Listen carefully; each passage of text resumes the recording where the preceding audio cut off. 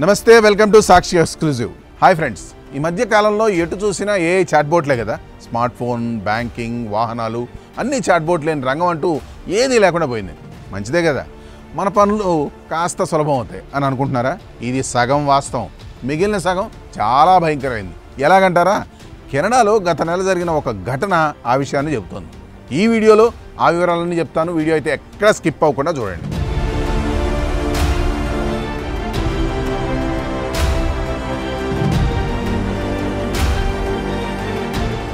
ఫరాన్ ఆసర్ కెనడాలో ఒక జర్నలిస్ట్ 12 ఏళ్ల కుమారుడితో కలిసి టెస్లా కారులో ఎక్కడికో వెళ్తోంది. పిల్లాడు కారులోని చాట్ బోట్తో సరదాగా మాట్లాడుతున్నాడు. రకరకాల ఐస్ క్రీమ్స్, డెజర్ట్స్లో చక్కెర ఎంతంత ఉంటుందని కుర్రాడు అడగడం, టెస్లా చాట్ బోట్ గ్రోక్ దానికి సమాధానం ఇవ్వడం నాసర్ వింటూ ఉన్నారు.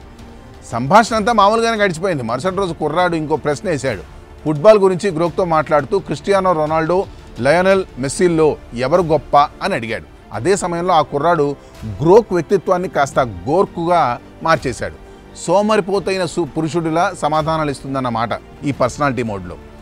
చర్చ ఇలా నడుస్తుండగానే సడన్గా గోర్క్ అడిగిన ప్రశ్నకు నాసర్ బెత్తరపోయింది. ఎందుకంటే 12 ఏళ్ల కుర్రాడిని అడిగింది ఆ చాట్ బోర్డ్. నీ నగ్న చిత్రాలు పంపు అని. ఇదే విషయాన్ని వివరిస్తూ నాసర్ తాజాగా ఎక్స్లో ఒక ట్వీట్ కూడా చేశారు. అసలు ఏమిటి గోర్క్ అనేది ఒకసారి చూద్దాం. ఇలాన్ మస్క్కు చెందిన టెస్లా విద్యుత్తో నడిచే కార్ల తయారీలో ఫేమస్ అన్న విషయం మీకు తెలుసు కదా. ఎక్స్తో పాటు టెస్లా కార్లోనూ గ్రోక్ పేరుతో ఒక ఏఐ ఆధారిత చాట్ బోట్ని ఏర్పాటు చేశారు. ఫ్యాక్ట్ చెక్లతో పాటు ఏదైనా అంశానికి సంబంధించిన అనుమానాలు అడిగి తెలుసుకునే అవకాశం ఉంటుంది దీంతో. అయితే Copilot, Gemini, chat GPT వంటి అనేక ఏఐ ఆధారిత బోట్లతో పోలిస్తే ఇది కొంచెం భిన్నం. మనం ప్రశ్న అడిగి తీరును బట్టి సమాధానం మారిపోతుంది. తెలివైన ప్రశ్న వేస్తే అంతే తెలివిగా, తొంటరి ప్రశ్న వేస్తే అంతకంటే తొంటరిగా జవాబిస్తుంది. వెటకారం ఆడితే తన కూడా అదే తీరులో సమాధానం ఇస్తుంది. అయితే నాసర్ కుమారుడు అడిగిన ప్రశ్నకు గోర్క్ సమాధానానికి అస్సలు పొంతన లేకపోవడం గమనార్హం. పైగా 12 ఏళ్ల కుర్రాడితో అలా మాట్లాడడం ఎంత మాత్రం సరికాదని నాసర్ అంటున్నారు. ఆ సమాధానం విని నాకేం మాట్లాడాలో అర్థం కాలేదని తన ట్వీట్లో పేర్కొన్నారు.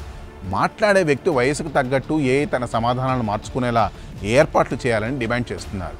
ఈ వ్యవహారం అంతా మరోసారి ఏఐ నైతిక విలువలు, కార్పొరేట్ సంస్థల బాధ్యత అన్న అంశాలపై చర్చకు జీవం పోసింది. ఈ అంశంపై టెస్లా కూడా స్పందించింది. అక్టోబర్ 17న ఈ ఘటన జరిగిందని, పిల్లల భద్రతకు కంపెనీ బాధ్యత వహిస్తుందని, అత్యధిక ప్రాధాన్యం ఇస్తుందని స్పష్టం చేసింది. ఇలాంటి పరిణామాలు పునరావృతం కాకుండా ఏఐ చాట్బోట్లలో మార్పులు చేస్తున్నట్టు తెలిపింది.